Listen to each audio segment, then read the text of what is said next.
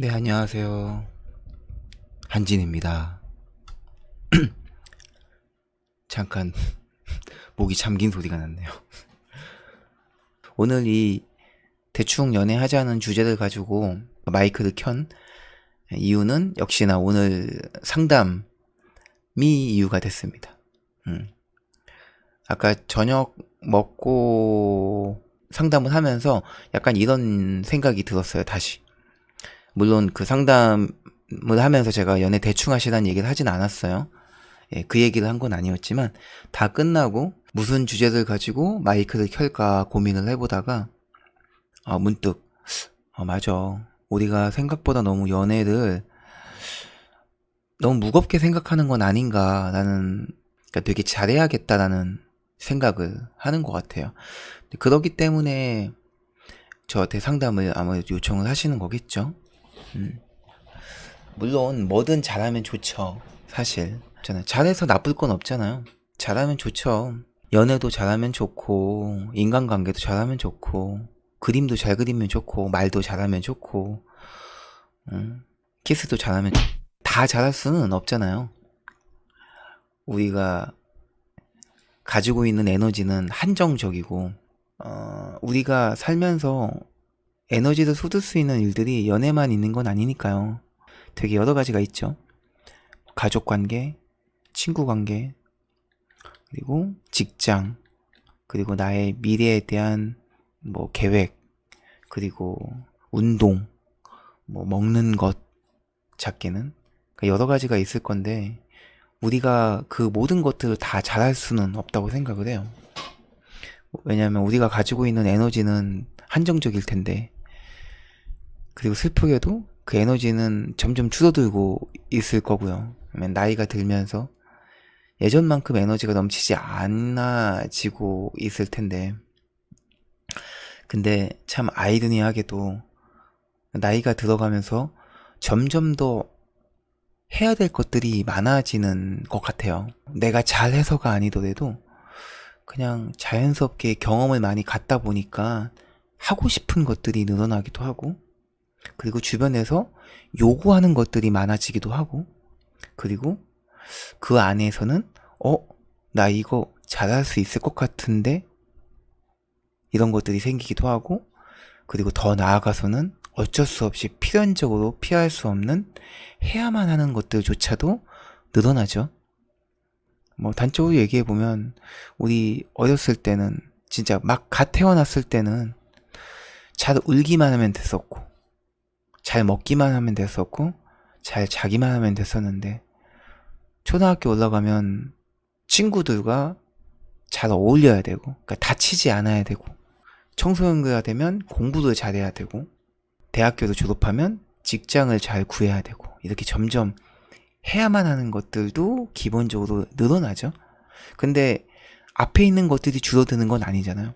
20살이 넘고 대학을 졸업했다고 해서 직장만 잘 구해야 되는 건 아니잖아요. 여전히 교우 관계도 원만해야 되는 것도 당연히 필요하고, 사회성이니까. 그러니까 우리는 에너지가 기본적으로 가만히 존재 자체만으로도 에너지는 점점 더 많이 소모가 되고 있다고 생각을 해요. 그러니까 소모되는 에너지는 저절로 점점점 늘어나고 있는 거죠. 나이가 들어간다는 이유 하나만으로. 근데 그런 와중에 또 연애라는 새로운 잘해야 되는 카테고리가 생긴 거죠. 근데 당연히 연애 잘하면 좋죠. 그리고 연애 잘할 필요성이 있죠. 왜냐하면 연애를 잘해야 좋은 인연을 만날 수 있는 거고, 좋은 인연을 만나야 그 좋은 인연을 놓치지 않을 수 있는 거고, 그러니까 연애를 잘해야 좋은 인연을 놓치지 않을 수 있는 거고, 연애를 잘해야 그 좋은 인연이 결혼까지 갈 수 있는 거니까 당연히 잘해야 되겠지만, 너무 잘하려고 하다 보면은 우리가 놓치는 것들이, 이미 내가 가만히 존재 자체만으로도 쏟고 있었던 필연적인 에너지들 있잖아요. 거기를 갖다 쓰는 경우들이 생긴다는 거죠. 너무 연애를 잘하고 싶은 마음에. 대표적인 예를 들면은 연애가 시작될 때 저 사람과 너무 잘하고 잘 되고 싶어서 갑자기 회사 일도 내팽개치고 그 사람만을 쫓아다닌다던가, 잠도 안 자고 그 사람에게 줄 편지를 쓴다던가, 이런 행동들을 하죠. 물론 어느 정도의 에너지는 관계를 증폭시켜주는, 이 관계를 진전시키는 힘이 되는 건 사실이에요. 왜냐하면 에너지가 없이 관계가 진전될 순 없거든요. 당연히 에너지는 필요하죠. 근데 우리가 어떤 사람과 연애를 한다는 거는 여러 명과 동시에 하는 그런 인간관계, 그런 친구관계, 그런 지인관계, 그런 동료 관계랑은 다르잖아요. 서로 단 한 명의 only one을 만나기 때문에 내가 이 사람을 다른 사람들 중에서 선택을 해야 되는 이유가 있어야 되잖아요. 그 중에는 여러 가지 요소들 중에 당연히 기본 베이스가 되는 게 에너지가 되겠죠. 그러니까 더 많은 에너지를 갖고 있는 사람에게 당연히 우선적으로 선택할 수 있는 기회가 커지는 건 당연한 거죠. 물론 그 에너지를 효율적으로 잘 써야 된다는 전제가 필요하겠지만, 엉뚱하게 써가지고 에너지 낭비만 하고 제대로 적용은 못 시키는 그런 분들도 계시지만, 딱 연애에 필요한, 관계의 진전에 필요하게 잘 쓰고 있다는 전제하에 당연히 에너지를 더 많이 갖고 있는 사람에게 우리는 연애를 하고 싶어 할 거예요. 왜냐? 진전이 빠르고 더 티키타카도 잘 될 거고 더 자주 만나게 될 거고, 자연스럽게 더 기회를 많이 갖게 될 테니까요. 근데 내가 그거를 내가 필연적으로 써야 되는 에너지를 뽑아가면서까지 너무 과하게 쓰게 되면, 그럼 우리는 연애 이전에 나라는 사람 자체를 놓치게 될 수 있다는 거죠. 내가 연애를 하는 게 박한진이 하는 거지, 갑자기 다른 부캐가 나와가지고, 뭐 예를 들면 부캐인 뭐 다니엘이 나와서 연애를 대신하는 게 아니잖아요. 본캐인 박한진이 연애도 하고 있는 건데, 내가 본캐에서 쓰고 있는 에너지를 꺼내서 다니엘로 쓰고 있으면 그 사람은 다니엘을 만나는 거지 박한진을 만나는 게 아닐 거란 말이에요. 그럼 당연히 그 갭을 나중에 느꼈을 때, 뭐야, 내가 만나는 다니엘은 어딨어? 아, 나 사실 박한진이야. 그러면은 거기서 오는 배신감과 괴리감에서 오는 문제는 어떻게 책임을 질 거냐는 거죠. 책임을 못 질 거라는 거예요. 그래서 흐지부지 관계가 깨지거나 그걸 유지하지 못해서 헤어짐을 겪거나 아니면 썸만 타다 끝나거나, 이런 일들이 많이 생기는 거죠. 물론 그렇다고 우리가 똑같이 할 수만은 없을 거예요. 왜냐하면 사람이 새로운 걸 무언가를 접하게 되면 당연히 흥미라는 그 감정이 주는 이제 도파민이라고 하죠. 그런 것들 때문에 더 중요도를 느껴서 내 삶에서 순위가 올라갈 수밖에 없는 건 사실이에요. 그건 꼭 연애가 아니더라도 어떤 거든 마찬가지일 거예요. 그래서 당연히 원래대로 돌아왔을 때 박한진과 다니엘에 대한 갭이 당연히 생길 수밖에 없다고 봐요. 하지만 어느 정도의 갭은 상대방도 이해해 줄 수 있다는 거죠. 왜냐하면 나 역시도 그런 거고, 그 상대방이 단 한 번의 인간관계도 해보지 않고 혹은 연애가 처음이라면은 당연히 배신감을 느낄 수도 있어요. 약간의 갭으로도. 우리가 그래서 10대 혹은 20대 초반에는 조금만 변해도 어머, 오빠 변했어, 뭐야, 너 변했다, 이렇게 사실 쉽게 얘기하기도 하잖아요.